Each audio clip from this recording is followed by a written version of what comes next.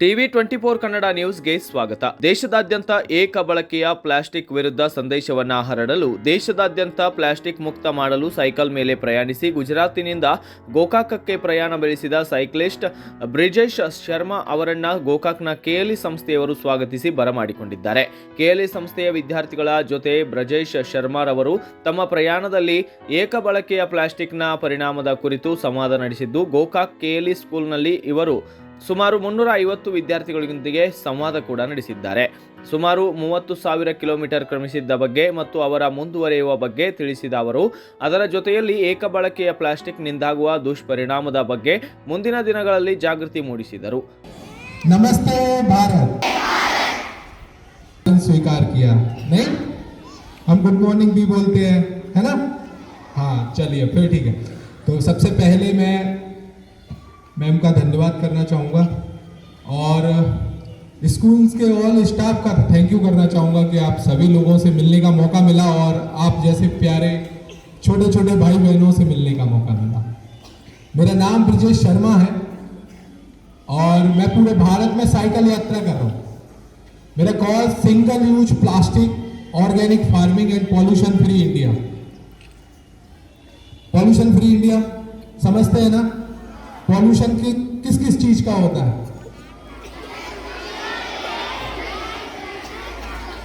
क्या बात है, इतने सारे बच्चे एक साथ बोल रहे हैं. मैं अभी तक 32 लाख स्टूडेंट्स को अवेयर कर चुका हूं, जिसमें मैं कई सारे स्कूल्स में जाता हूं तो पॉल्यूशन के बारे में सब लोगों को यही पता होता है कि गाड़ियों से पॉल्यूशन होता है. क्या बात है, क्लैपिंग क्लैपिंग, वाह गुड गुड गुड.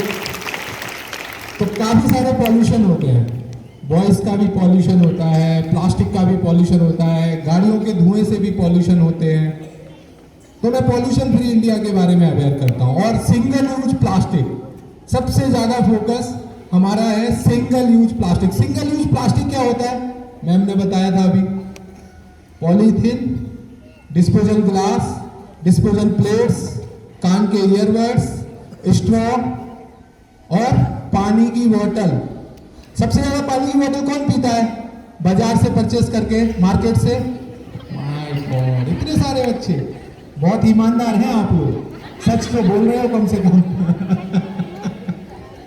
हाँ, पानी की बोतल का उपयोग करते हो, परचेस करते हो मार्केट से, लाते हो ना? आज के बाद मत लेना, आज से अपनी पानी की बोतल घर से लेके आना, आज से यूज नहीं करना है. ओके, हाथ नीचे कर लीजिए. अब पता है इससे हमें नुकसान क्या होता है? किस किस को नुकसान होता है पता है? हमें तो नुकसान होता ही है, हम यूज करते हैं. देन हमारे साथ साथ कई सारे जीव जंतुओं को नुकसान होता है. जीव जंतु, कछुए, मेंढक, मछलियां, कई सारे जानवर मर जाते हैं जो प्लास्टिक हम यूज करते हैं उसके खाने के बाद. कई सारी नदियां प्रदूषित हो जाती हैं. वाटरफॉल है ना हमारे यहाँ गोकाक में, वहां पे हम प्लास्टिक लेके जाते हैं तो अभी वाटरफॉल में कितना कम पानी है, बारिश में कितना पानी होता है ना? तो अभी कम क्यों है? क्योंकि कहीं ना कहीं हमने किसी जगह पे इतना सारा प्लास्टिक छोड़ दिया है कि वो पानी को धीरे धीरे खत्म कर रहा है. सो मैं उसके बारे में आपको बताऊंगा. ओके, तो सबसे पहले हम बात करते हैं कि हम सबसे ज्यादा प्लास्टिक यूज करते हैं, मानव जाति, हम लोग. हम पानी की बोतल का उपयोग करते हैं, डिस्पोजल ग्लास का उपयोग करते हैं, डिस्पोजल प्लेट्स का उपयोग करते हैं, ईयरबड्स का उपयोग करते हैं, पॉलीथीन का उपयोग करते हैं. तो हमारे देश में काऊ, गाय को गाय माता बोला जाता है ना?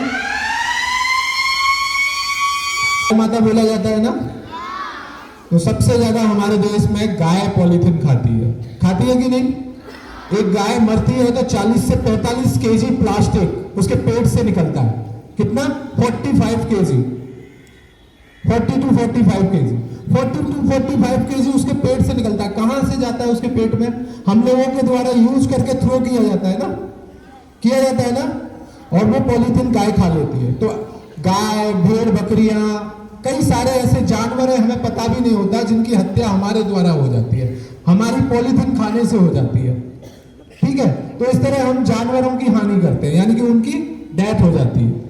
प्लास्टिक, किसी पिकनिक स्पॉट पे जाते हैं हम, वाटरफॉल पे गए, गोकाक हमारे शहर का सबसे अच्छा वाटरफॉल है ना? और हम गोकाक जाते हैं तो सबसे पहले पिकनिक मनाने का प्लान आता है ना, कि घर से काफी सारी प्लास्टिक, पानी की बोतल, वेपर्स के पैकेट, काफी सारी प्लास्टिक लेके जाते हैं ना।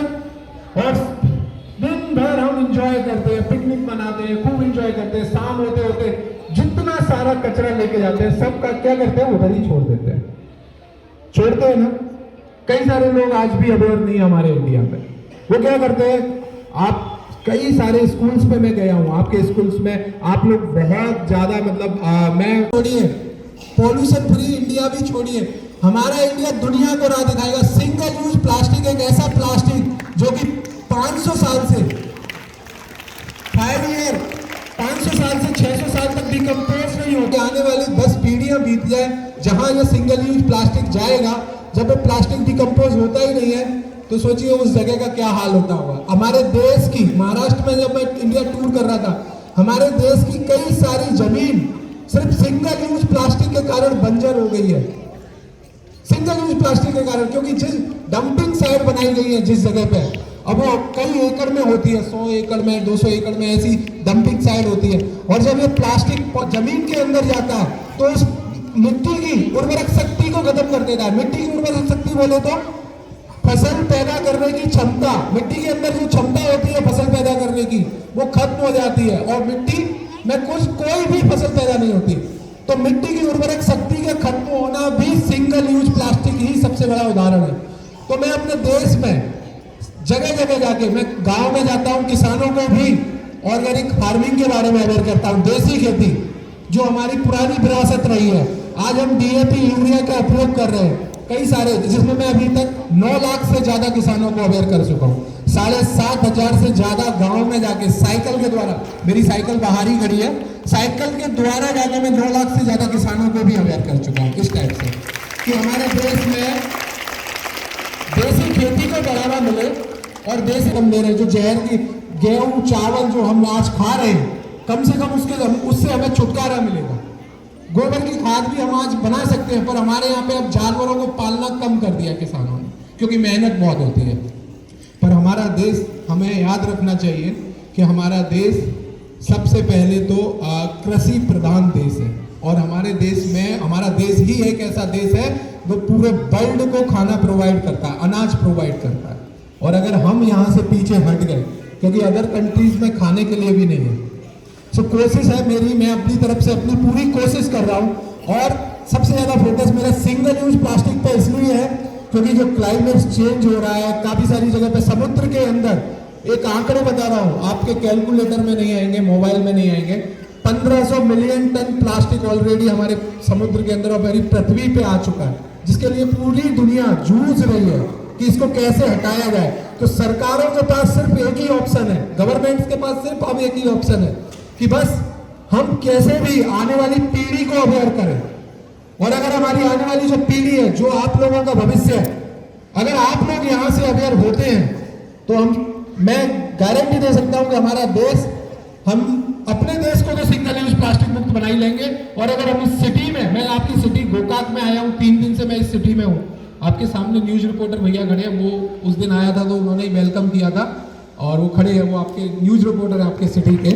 सो मैं अभी तक, मेरा ये कोशिश है आप सभी लोगों के द्वारा, आप सभी लोगों से मैं एक विचार लेके आया हूँ कि जिसे आप अपने जीवन में उतारें, कि आज यहाँ से एक प्रण करें अपने मन में कि आज से हम अपने घर जाते से बाजार से कपड़े का थैला घर से कपड़े का थैला लेके जाएंगे और सारा सामान हो सकेगा कपड़े के थैले में ही परचेस करेंगे। सिंगल यूज प्लास्टिक का उपयोग नहीं करेंगे।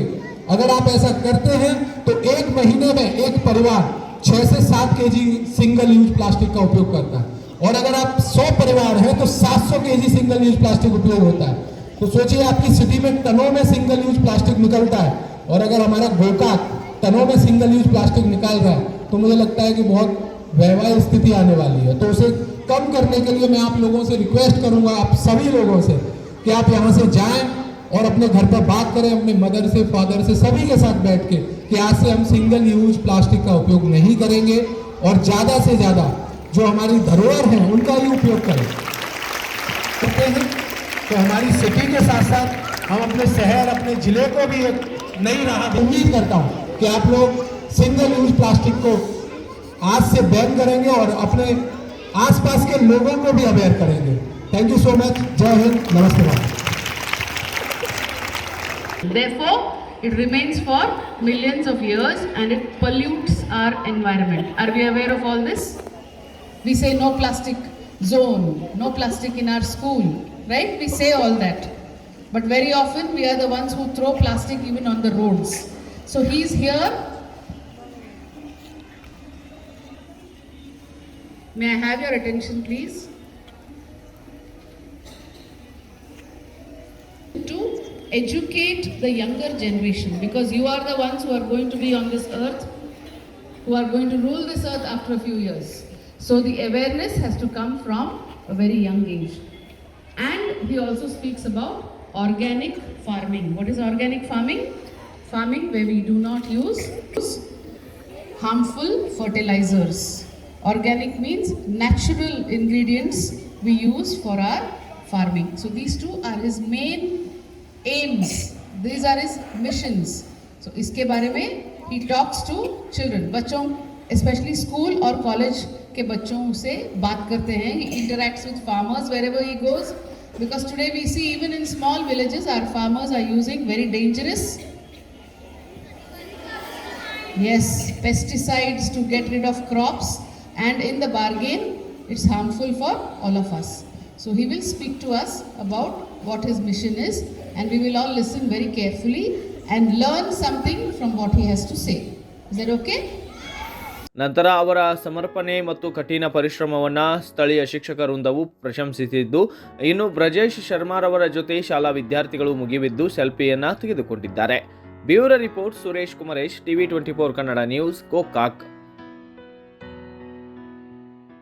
ತಾಜಾ ಸುದ್ದಿಗಾಗಿ ಟಿವಿ 24 ನ್ಯೂಸ್ಗೆ ಸಬ್ಸ್ಕ್ರೈಬ್ ಮಾಡಿ ಮತ್ತು ಬೆಲ್ ಐಕಾನ್ ಒತ್ತಿ ತಪ್ಪದೇ ಲಿಂಕ್ ಶೇರ್ ಮಾಡಿ.